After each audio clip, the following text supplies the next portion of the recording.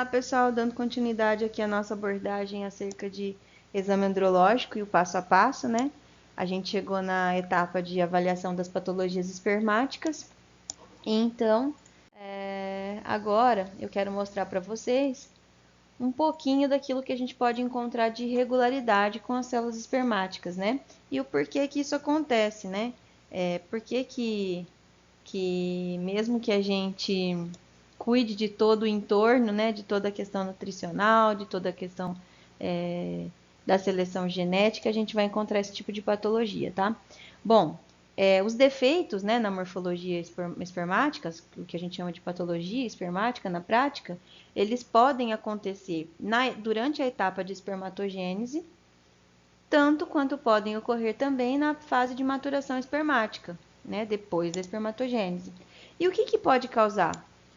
Fatores genéticos, né, relacionados a falhas que podem ocorrer nessas duas etapas, ou também as questões ambientais, né? E aí, nesse contexto, a gente vai levar em consideração a questão do estresse, pelo calor, pelo frio, né? E uma série de outros fatores que podem estar alterando aí. Então, ali, ó, fiz um resumão aqui. Calor, alterações de fotoperíodo, né? Que causa também estresse, né? E em algumas espécies, a mudança de alguns mecanismos regulatórios na fase de espermatogênese ou maturação, nutrição, fatores tóxicos, né?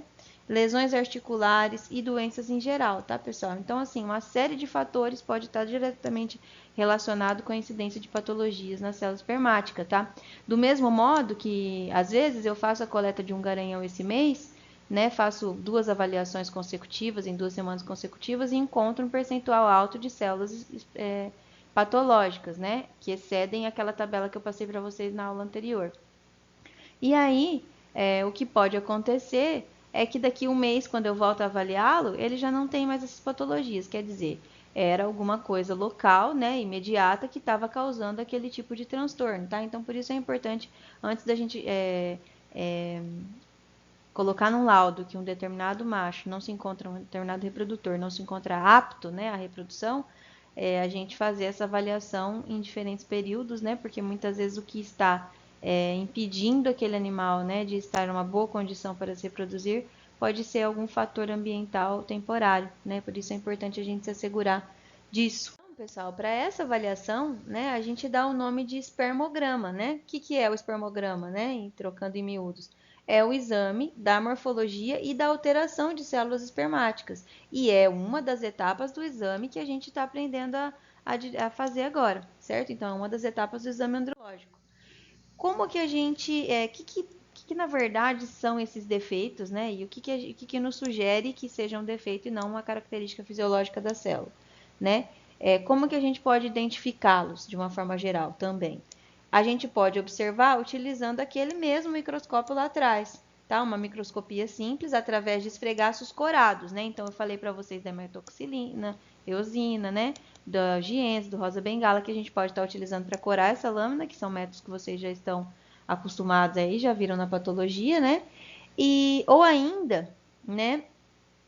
E a gente pode utilizar uma microscopia de contraste de fase, tá? Nesse tipo de microscopia, a gente dispensa a coloração. As amostras de sêmen, né, para serem avaliadas, elas têm que serem preservadas em formol salina, o citrato, formol, ou glutaraldeído a 0,25%, tá? E a gente pode usar os diversos protocolos de coloração que a gente tem aí. O importante é que a gente consiga destacar a célula do restante da lâmina, né? A gente consiga destacar a célula mesmo aos olhos, para que a gente consiga identificar ali morfologicamente se há algum problema, tá bom? Então, dessa forma que a gente pede aí a coloração da lâmina, tá? E o Colégio Brasileiro de Reprodução Animal, que é uma entidade das mais antigas, né, dentro da linha, né, da reprodução animal aí, ele regulamentou algumas características fisiológicas que são padrões para determinadas espécies, né? A gente já falou de algumas aí atrás. E o que são aquelas consideradas como mínimas, né? E eu mostrei para vocês a tabelinha lá atrás, eu posso até inserir ela aqui depois, nessa mesma prancha, né? Para ficar fácil de lembrar. Mas, enfim, o que são as características mínimas, né? Para que eu possa aproveitar um determinado sêmen, que eu possa congelar, ou eu possa utilizar fresco, né, para que eu possa dizer que aquele garanhão, aquele touro, enfim, aquele reprodutor está apto a se reproduzir. Então tá tudo nesse livrinho, tá? A gente consegue comprar pelo site. O ideal é que todo mundo tenha o seu, né, que queira trabalhar. Então, um dos métodos, né, que são preconizados aí dos que são preconizados pelo Colégio Brasileiro de Reprodução Animal, um deles é o método de Williams, é a chamada coloração pela eosina fucsina, né? Foi elaborado lá em 1920. Né? Qual que é a recomendação? Né? Que a gente distenda, né? Faça uma distensão do sêmen juntamente com a coloração em uma lâmina e proceda à secagem desse material, tá? O ideal é que a gente coloque um calor brando, né? Mas pode ser também dispensável, né? Essa fixação, pode secar em temperatura ambiente, tá? Eles pedem que a gente faça um tratamento por álcool absoluto, né? 100%, de 3 a 4 minutos com essa lâmina. E para dissolver muco, né, em amostras de sêmen, a gente pode usar cloratamina T a 0,5% por um tempo de 2 a 5 minutos, tá? Também lavar com água destilada e tratar pelo álcool a 96%, né? E aplicar a solução corante fucsineosina por 2 a 10 minutos. Lavar e secar, tá? Essa é a recomendação para o uso do método de Williams, tá lá disponível no encartezinho do Colégio Brasileiro de Reprodução Animal. Né? Como que se prepara essa solução, pessoal? Ela, na verdade, é um conjunto de duas soluções, como vocês estão vendo aqui. A primeira solução, a solução 1, é a fucsina, a 10%, né, em álcool, 96%, eu preciso de 10 ml dessa mistura. E a solução de ácido fênico, a 5%, em água destilada, tá? 100 ml eu preciso dessa mistura. A solução 2 é uma solução saturada de eosina azulada, em álcool 96%. Faço uma misturazinha bem saturada com álcool e eosina, tá? Álcool 96. A solução final é para eu misturar 2 partes dessa solução aqui, tá? Em uma parte dessa solução aqui, tá? Então, por exemplo, 100 ml dessa solução aqui em 50 ml dessa solução aqui, certo? Deixe em repouso por 14 dias antes de usar, né? Antes de fazer o procedimento que a gente mencionou no slide anterior. Um outro método, né, é o método de Serovsky, a chamada coloração pelo vermelho Congo, foi elaborado lá em 1976. E para ele eu preciso preparar 100 ml de solução aquosa saturada de vermelho Congo, né, o corante, preparar 100 ml de solução aquosa 0,5% de violeta de genciana, que é comum também, vocês já conhecem, fazer um esfregaço bem delgadozinho com o sêmen fresco e secar no ar, né? Dou aquela secadinha no ar, aquela chacoalhadinha. Eu vou colocar toda essa solução aqui dentro de um recipiente, de um tanque, né, de um copo, de um recipiente adaptado, e vou imergir a lâmina nessa solução por 1 minuto. Passado 1 minuto, lavo em água corrente suavemente, para não perder todo o meu esfregaço, né, seco no ar. E aí depois eu vou imergir na solução de violeta de genciana por 30 segundos, pessoal. Lavar novamente em água corrente, suavemente e secar no ar. Uma das colorações mais comuns que a gente usa de praxe aí para avaliação de patologia, de patologia espermática. Só para vocês entenderem como normalmente é feito esse procedimento, mas normalmente, pessoal, a gente prepara essas lâminas, né? Se a gente tem alguém para ajudar a gente a fazer isso a campo, a gente já pode preparar essas lâminas lá naquele laboratório que a gente montou anexo ao curral, tá? No caso, falando de avaliação de touros, né? Porque daí a gente já prepara essas lâminas, elas vão secando ali, a depender do tipo de coloração que eu vou usar, né? Se eu não tenho um microscópio de contraste de fase. E aí depois eu vou fazendo essa avaliação com calma no laboratório, tá?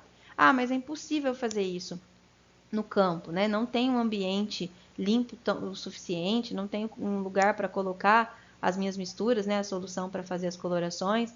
Então, aí eu levo esse Eppendorf, né? Que já está ali com o sêmen e o formaldeído, a solução que eu usei para fazer a conservação daquele material, né? E aí, quando eu chego no laboratório, eu preparo todas as lâminas, espero que todas sequem, e aí eu vou para o laboratório analisar. Né? Todos esses procedimentos, normalmente, a gente tem que fazer em escala para procurar otimizar o tempo. É difícil quando a gente fala assim, né? Porque aí quando a gente chega na prática, a gente fica meio perdido. Mas a gente, se Deus quiser, vai ter oportunidade de testar isso logo menos aí no nosso retorno. Pois bem, pessoal, e ainda, né? Temos a possibilidade, que eu já comentei também com vocês lá atrás, de utilizar uma microscopia de contraste de fase. no melhor dos mundos, tá? Essa é a melhor das hipóteses. Isso é um microscópio que tem um preço um pouco mais elevado do que o microscópio simples que eu comentei com vocês, né? Mas aí facilita o nosso processo, né? Porque a gente não precisa corar aquela lâmina, né? As preparações com lâmina úmida em microscopia de contraste de fase ou contraste interferencial não necessitam de corantes, né? Então, elas são super indicadas, por exemplo, para avaliação de acrossomo. Porque muitas vezes, quando a gente usa coloração, a gente pode, às vezes, lesar ali, né, o acrossomo, acaba que pode entrar algum tipo de corante ali, e muitas vezes isso acaba gerando alguns defeitos, alguns artefatos na lâmina, e a gente não consegue avaliar os principais defeitos ali daquela região de acrossomo, né? Então, para fazer, né, a avaliação de acrossomo específica, né, se a gente suspeita de algo ali, de um touro de central, por exemplo, está tendo baixo índice de fertilidade, a gente não consegue triar pelas patologias que já vem sendo feito no exame de praxe, de rotina, se existe alguma relação com essa ausência de fertilidade e defeito de acrossomo, então a gente parte para uma microscopia de contraste de fase, que a gente consegue avaliar com mais segurança essa região da célula espermática, tá? Então, olha lá, ó, ela permite a observação da ultraestrutura celular, né? É bem mais avançado, né? É bem melhor mesmo. Quando a gente tem essa opção aqui, com certeza não dá para dispensar de forma alguma, pessoal. Como que a gente classifica esses defeitos, né? Então, como tudo na vida, a gente precisa apontar aquilo que é mais ou menos importante, aquilo que é considerado agudo e grave, enfim, a gente precisa classificar, né, determinadas circunstâncias e as patologias espermáticas é uma delas, né? Então, a gente classifica esses defeitos espermáticos segundo uma primeira classificação, né, mais antiga, em defeitos primários ou secundários. Ou ainda, né, de uso mais rotineiro, a gente pode classificá-los como defeitos maiores e defeitos menores. Então, pessoal, Bloom, lá em 1950, o Blom, como vocês preferirem, elaborou um método de classificar as patologias espermáticas, né, para que a gente consiga falar, olha, isso é grave, isso não é, tá? Então, ele chamou de anormalidades primárias, né? Condição de cabeça piriforme, a gente vai ver foto disso daqui um pouquinho, de tudo isso, tá, pessoal? Em raquete, estreita, pequena, grande demais, curta demais e grossa. Outras anormalidades de cabeça. Cabeça anormal solta, quer dizer, deslocada da peça intermediária e da cauda, né? Formas abortivas, cabeça... e aí ele classificou ainda formas abortivas, né? Cabeça normal com cauda muito enrolada, né?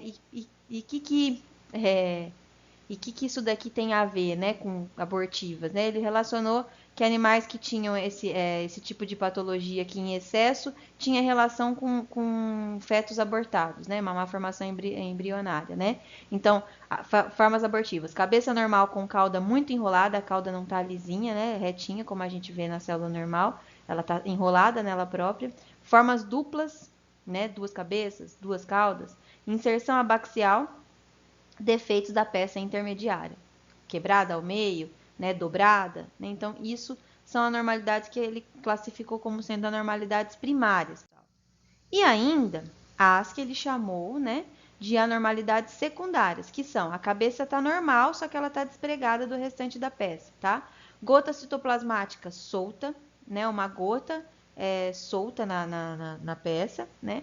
Gota citoplasmática distal, cauda dobrada, a gente vai ver, e capuchão, que é o acrossomo destacado da cabeça do espermatozoide, tá? Da célula espermática.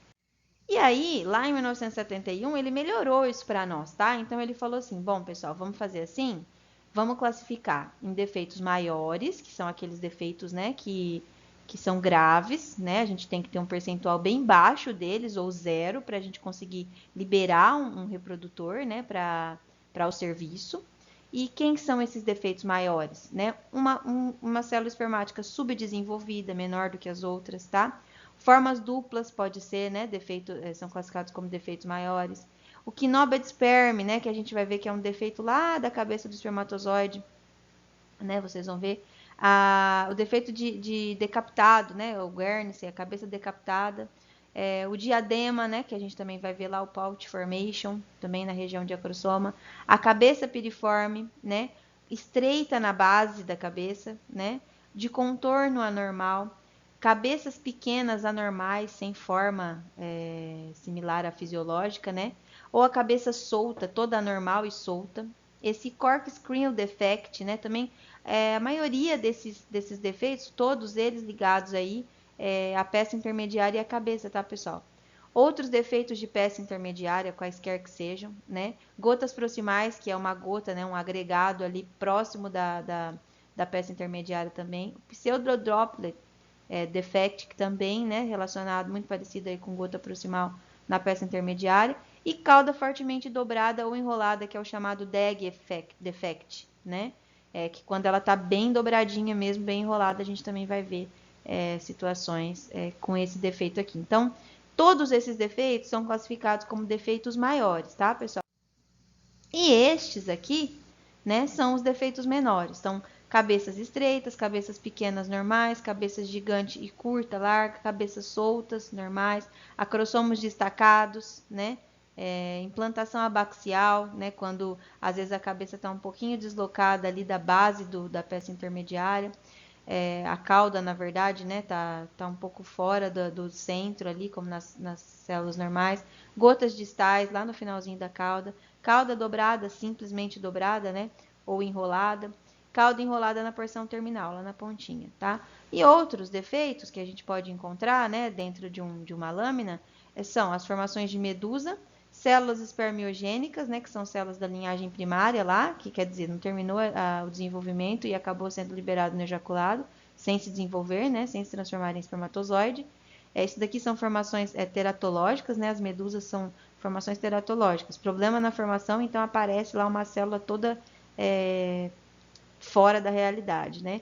Gigantes e prepuciais, né, leucócitos e hemácias, que também não é para estar, né? E a gente acaba muitas vezes encontrando as lâminas em função da presença dos mesmos também no ejaculado. Bom,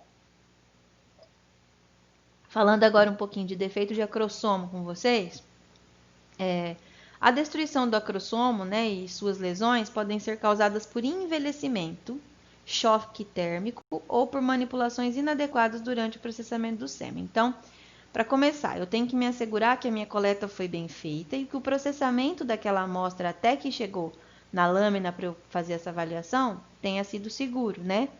Que não tenha colocado aquela célula espermática em choque no ambiente pós-coleta, tá? Aqueci de maneira apropriada a lâmina, não estava com a temperatura nem acima nem abaixo daquilo que é esperado, né?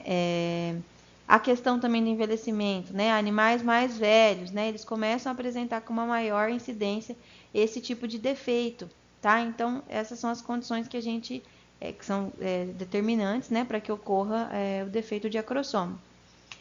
Muitas vezes, o acrossomo ele está destacado da peça, né? Está destacado da cabeça, né? E isso pode ser devido a uma prolongada abstinência do reprodutor. Às vezes é um animal que está lá um tempão sem cobertura, né? Então, ele tem células acumuladas ali no epidídimo há muito tempo e essas células envelheceram, né? E aí por isso apresentam um defeito de acrossomo, tá?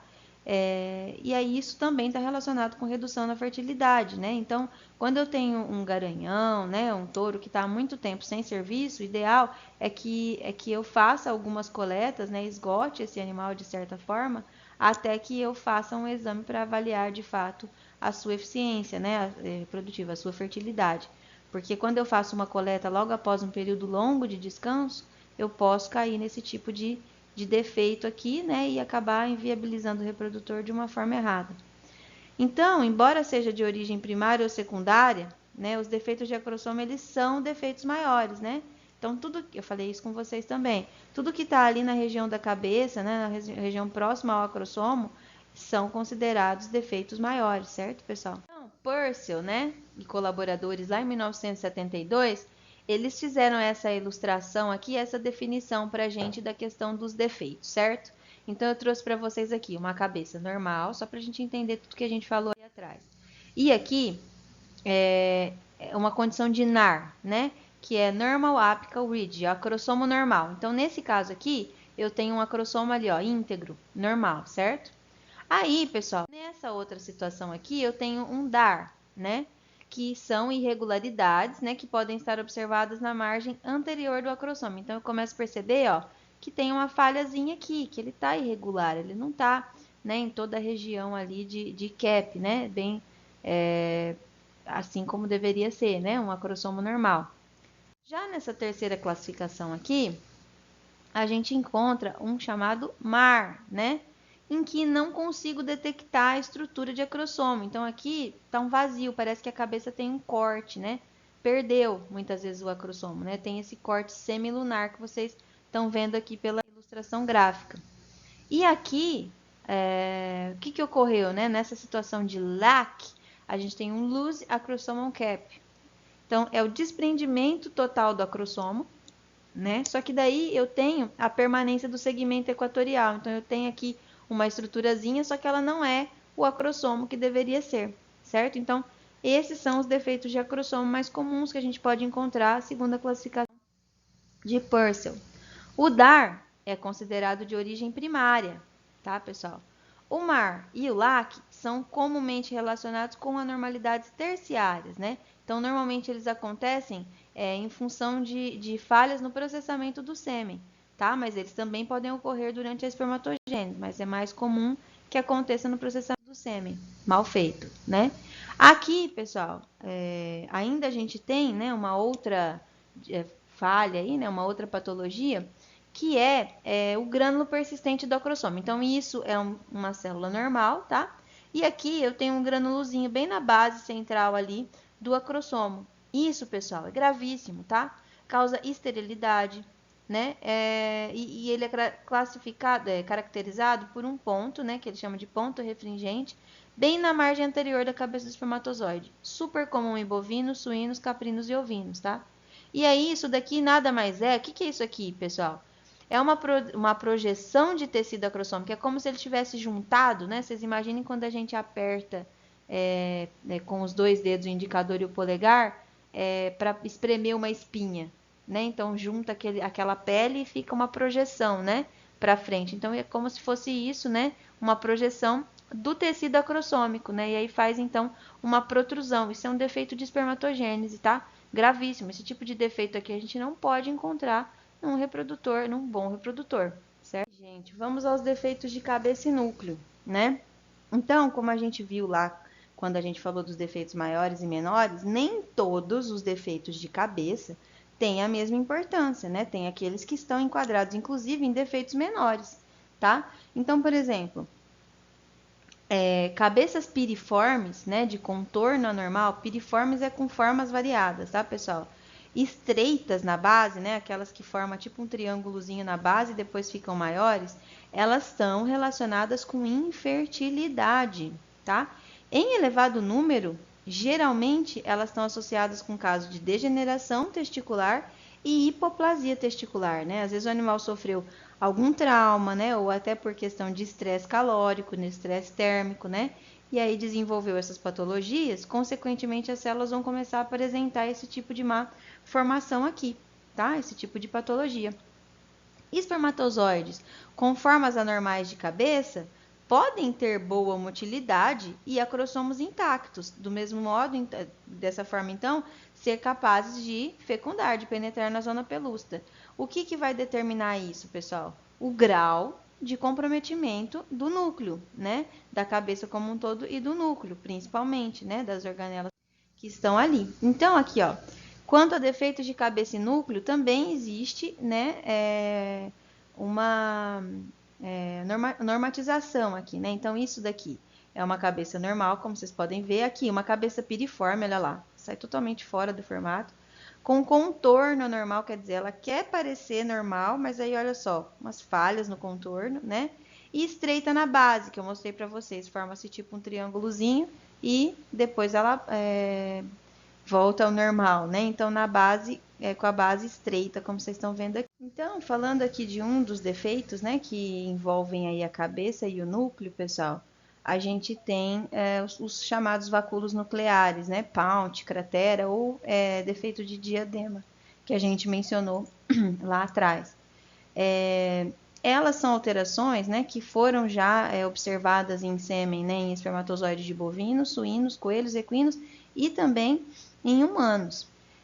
No microscópio de contraste de fase, a gente consegue ver direitinho essa malformação, né? A gente percebe estruturas bem arredondadas, né, que são as chamadas vesículas, como um colar, né, ali ao redor da cabeça. E já em amostras coradas, né, aquelas metodologias que a gente mencionou também nos slides anteriores, na aula anterior, esse defeito não consegue ser visualizado, tá? A menos que tenha uma situação em que essas vesículas estão muito gigantes, muito grandes. E aí a gente consegue ter uma ideia do que está acontecendo. Existe também, pessoal, descrito na literatura, uma coloração chamada Fusion, né, a técnica de Fusion. Ele é um método muito bom, excelente, né, para identificar esse tipo de defeito, tanto de cabeça quanto de núcleo. Porque são defeitos, né, relacionados com o DNA celular. Né? Então, com esse tipo de coloração, a gente consegue avaliar várias células no mesmo plano de foco. Então, em uma ocular, a gente consegue ver vários tipos de células, né? Então, a gente não precisa ficar toda hora ajustando ali a objetiva, né, do microscópio, né? Como ocorre, por exemplo, no contraste de fase. No contraste de fase, para a gente ver núcleo é uma, objetivo para a gente ver a cabeça como um si, membrana em outra, tá? Então, assim, facilita, né, esse tipo de coloração. Opa, desculpe. Então, alguns autores, né, eles dizem que em ejaculados, né, poucas células são afetadas com esse tipo de defeito, tá? Normalmente, esses vacúolos aqui, eles estão lá naquela regiãozinha apical, né, da cabeça, tá? E em amostras que tem muito desse defeito, né, altos percentuais desse defeito, a gente vai observar também a ocorrência de múltiplos vacúolos, né? Não tem só um, tem vários, né, em toda a região ali do núcleo. E diversas causas estão relacionadas a esse tipo de doença, tá? Entre elas, a gente pode falar de algumas patologias virais, doenças virais, uso de produtos tóxicos, né? O estresse nas suas diversas formas e condições climáticas também podem ser determinantes para que a gente tenha alta incidência desse tipo de patologia aqui. Normalmente, né, quando a gente trata esses animais também com dexametasona por algum motivo, a gente também aumenta esse tipo de patologia aqui na célula espermática. Isso é importante a gente anotar. Tomei nota dessas informações, pessoal. Bom, agora falando do diadema sperm defect, né, o efeito do defeito de diadema, né, ele é caracterizado pela formação de vesículas, né, na região que a gente chama de região equatorial, né, que vocês estão vendo aqui, tá bom? E dá um aspecto de diadema, né, de arquinho, né, ao redor aqui. Por isso o nome, diadema sperm defect. Então ocorrem, pessoal, algumas invaginações na membrana nuclear. Há uma rarefação da cromatina, né? Eles fazem um defeito mesmo aqui de núcleo. Essa alteração já foi descrita em bovinos e suínos e geralmente ela está relacionada também com quadros de degeneração testicular, tá? No Brasil, a primeira vez que ela foi encontrada foi em bovinos da raça Nelore, né? Vale Filho em 74 e por Lima em 1984. Com relação, né, a alterações de colo, as alterações mais possíveis, né, a nível de colo do espermatozoide estão relacionadas com gota citoplasmática proximal e defeitos de inserção da cauda, tá? Estes defeitos, eles estão relacionados aí com a implantação. Às vezes a cauda está implantada de forma abaxial, paraxial ou retroaxial, que a gente vai ver nas imagens. Ou ainda a articulação defeituosa da peça intermediária, né? Então, às vezes a peça intermediária deu uma falha na sua articulação e aí a cauda aparentemente fica mal posicionada, tá? Então, quando ocorre então a presença de gota citoplasmática proximal, né? O que é a gota citoplasmática proximal? Ela pode estar presente no sêmen que foi ejaculado, só que em percentagens baixas, nunca ultrapassando 3% para que a gente possa aprovar esse reprodutor, tá, pessoal? Um número elevado desse tipo de defeito pode indicar para a gente imaturidade sexual, aquele animal não está maduro, né? Pode até ter entrado em puberdade, ter libido, só que não está maduro. Degeneração ou hipoplasia testiculares também. Vocês veem que degeneração e hipoplasia testicular impacta num monte de patologias espermáticas, em várias delas. Nos casos de imaturidade sexual, a gente está referindo aí a animais jovens, obviamente, a gota proximal é transitória, quer dizer, se eu avaliar talvez aquele animal daqui 60, daqui 30, daqui 100 dias, eu já não encontro mais alta incidência desse defeito aqui, tá? Então, ou seja, quando o reprodutor atinge a maturidade sexual, pronto, resolvo o problema. Já, né, em casos de degeneração articular, a gente vai ter o pique de gotas proximais no início e na fase final do processo degenerativo, né? Então, quando eu iniciei um processo de degeneração testicular, eu tenho alta incidência disso aqui, né? E no final dele, né, quando o processo está se estabelecendo, talvez eu consiga encontrar ainda em baixo percentual essa má formação. Já quando eu tenho hipoplasia testicular, a gota citoplasmática proximal ocorre de modo persistente durante todo o processo, tá? Não apresenta flutuação. Então, não apresentam flutuações, né? Até que o testículo esteja totalmente hipoplásico. E aí, pessoal, ainda falando sobre alterações de colo, a gente tem a questão da inserção abaxial, tá? Que é quando a peça intermediária, ela se coloca numa posição oblíqua, que a gente fala, a cabeça, né? E muitas vezes é determinada por uma alteração na goteira de implantação, ali naquele lugarzinho da cabeça onde deveria ser implantado, tá? Então, normalmente aquele localzinho está raso, ou estreito, ou fora de forma, assimétrico, né? E isso acaba acontecendo, a gente vai ver nas imagens como que isso ocorre, né? Então, quando esse defeito está em grande percentual naquela amostra, isso pode impactar na fertilidade, tá? Então, é muito importante a gente saber reconhecê-lo para estimá-lo com bastante segurança, para que a gente consiga evitar isso daqui, ó, evitar liberar reprodutores com baixo potencial de fertilidade aí. Informação importante, anotem isso, nunca se esqueçam. Em equinos, toda vez que a gente encontra implantação abaxial, a gente ignora, tá? Isso não é considerado um efeito para equinos. E aí, aqui, pessoal, estão as fotos, tá? Daquilo que a gente viu ali atrás, as principais alterações de colo. Isso é uma célula espermática normal, aqui uma gota citoplasmática proximal, né? Bem ali na região entre cabeça e peça intermediária. E aqui o que a gente chama de inserção abaxial. Vejam lá, ó. Isso é uma célula normal, tá? A inserção da peça intermediária se dá bem medial aqui, né, na cabeça. E aqui não. Aqui ela está um pouquinho deslocada para a esquerda. Então, isso é uma figuração, né, do que a gente chama de inserção abaxial.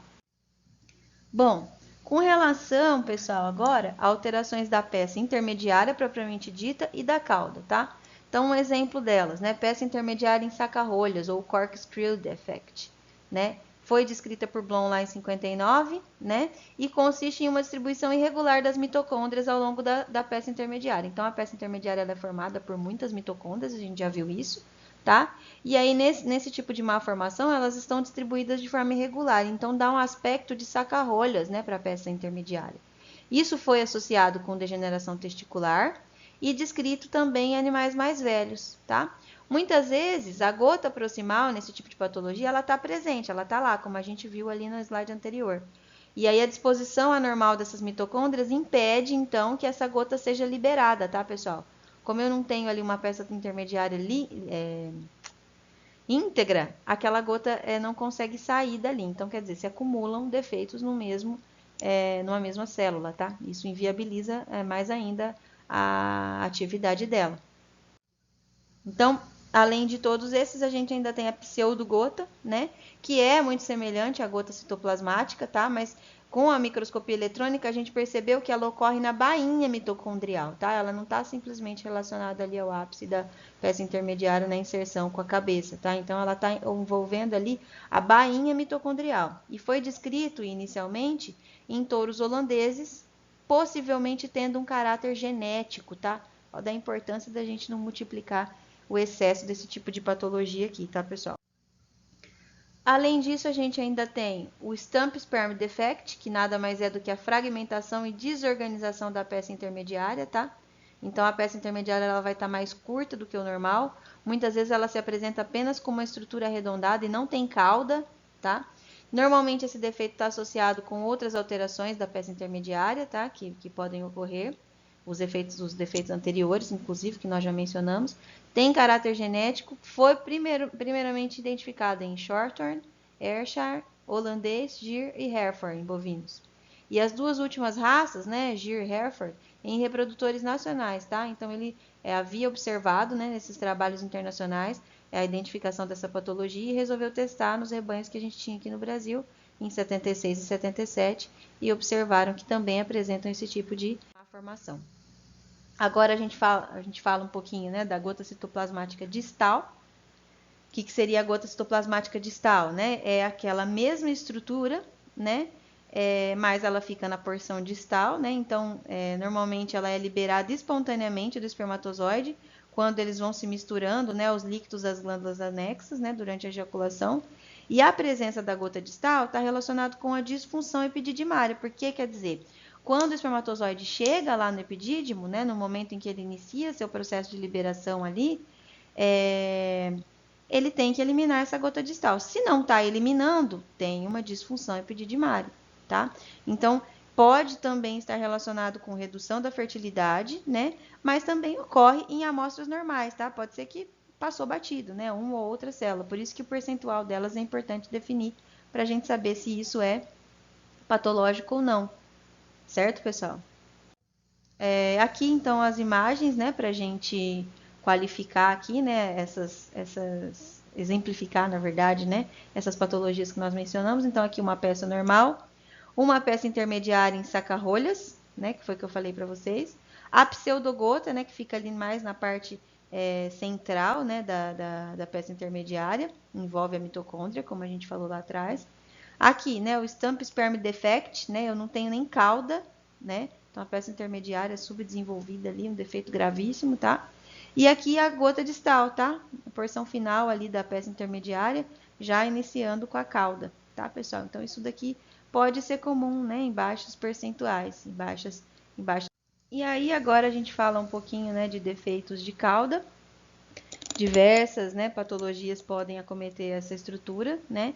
Inúmeros autores consideram que elas estejam relacionadas, então, com disfunção epididimária, né? Porque já é quase chegando ali naquela região, né? Que a gente começa a ter problemas com a cauda, certo?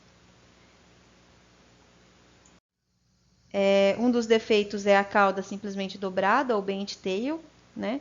Comumente usado pela redução brusca da temperatura, causado, né, pela redução brusca da temperatura ou choque térmico. Então, isso acontece muito quando, por exemplo, eu vou pegar uma amostra ali com a pipeta e aí coloco a amostra na lâmina gelada. Isso acontece, tá? Então, tá muito relacionado aí com erro de manipulação. Pode também estar associada a outras patologias de cauda, como cauda fortemente dobrada, né, podendo indicar um quadro de disfunção epididimária nesse tipo de situação.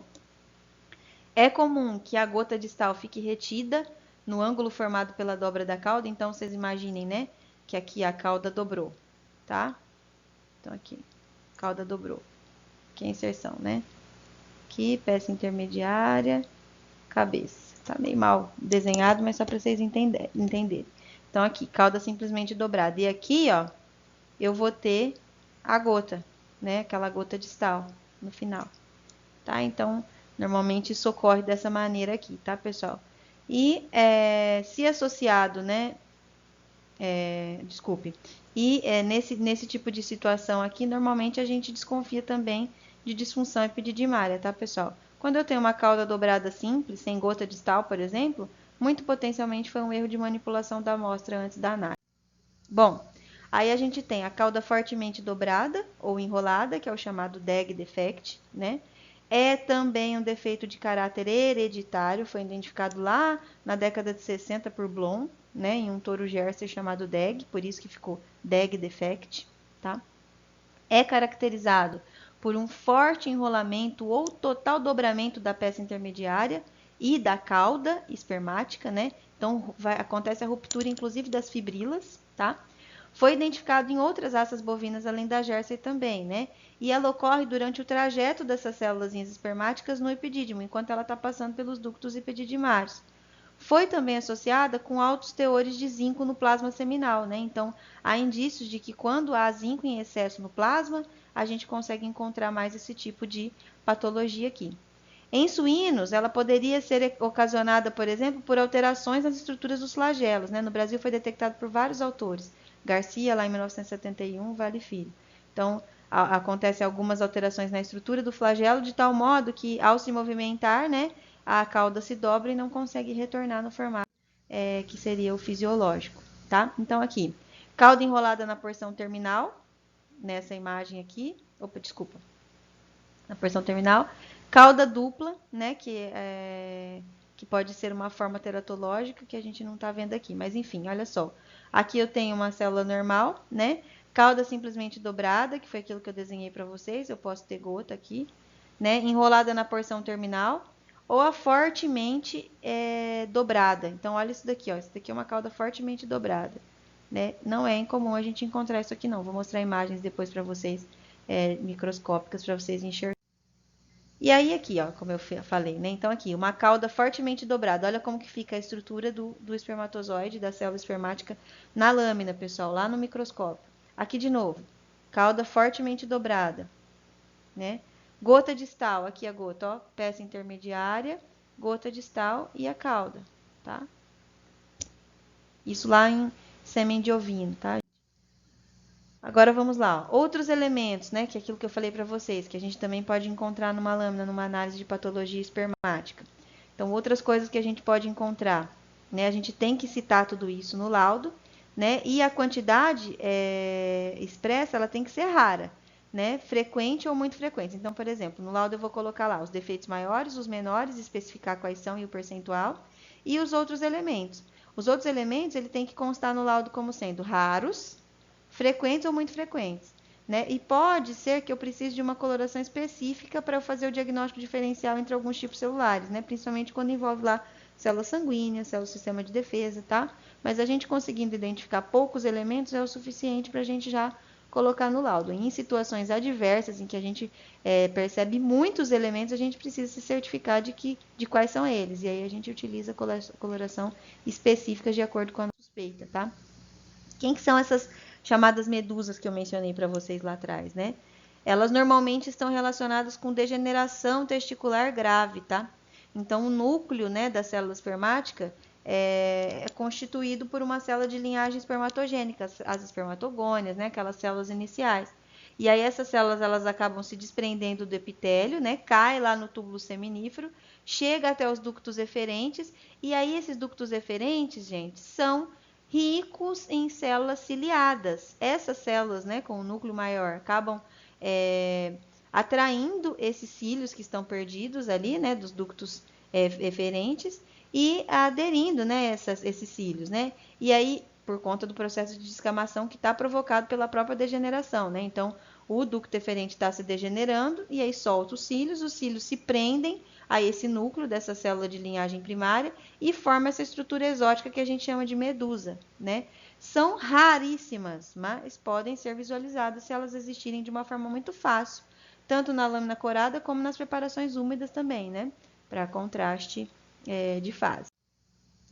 E aí a gente pode também, além das medusas, né, que é esse emaranhado de cílios dos ductos eferentes com células de linhagem, de primeira linhagem, a gente ainda pode encontrar também simplesmente as células primordiais, né, que são as células da linhagem espermatogênica também, que também se desprendem do epitélio germinativo, acabam caindo nos túbulos seminíferos, né, e elas vão aparecer durante também o processo de degeneração testicular, a função testicular, né, as funções das células de Sertoli, né, de Leydig, né, elas estão reduzidas e com isso a espermatogênese também começa a apresentar falhas. Então eu tenho células ali que não se diferenciaram sendo liberadas no ejaculado, tá? Então esse tipo de célula pode também ser facilmente visualizado tanto em lâminas coradas quanto em preparações úmidas.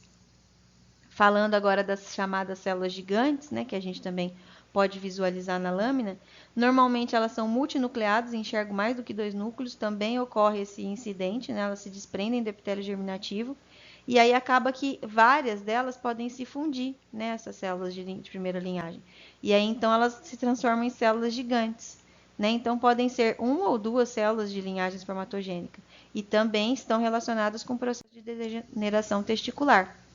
Já os leucócitos, pessoal, são observados quando em processos inflamatórios bem estabelecidos, principalmente nas glândulas anexas, tá? Então, se eu tenho célula de processo de células de defesa, eu tenho um processo inflamatório a nível de glândulas anexas, que são quem produzem o plasma seminal, né? E aí elas vêm automaticamente carreadas pelo plasma seminal em conjunto ali com o espermatozoide, tá? pode também ser decorrente de inflamação no epidídimo ou no testículo. Então, essas células vão se agregando ali ao plasma seminal, vão se unindo e a gente acaba visualizando isso no exame de morfologia, tá? Microscopia. Podemos também visualizar, né, as nossas hemácias, tá? Então, elas são responsáveis por revelar que tem uma hemorragia em alguma parte do sistema urogenital, né? Pode ser inclusive na própria glande, né, a depender da célula. Nessa hipótese, né, de estar havendo uma hemorragia ali na glande, é muito provável, né, no caso de encontrar hemácias, e indica uma lesão que pode ter sido ocasionada, inclusive, no momento daquela coleta que a gente acabou de fazer, hemácia, né? O sangue acabou de ser liberado ali. Então, pode ser um indicativo de que lesionamos o animal ao fazer a coleta, a depender do tipo de coleta aí.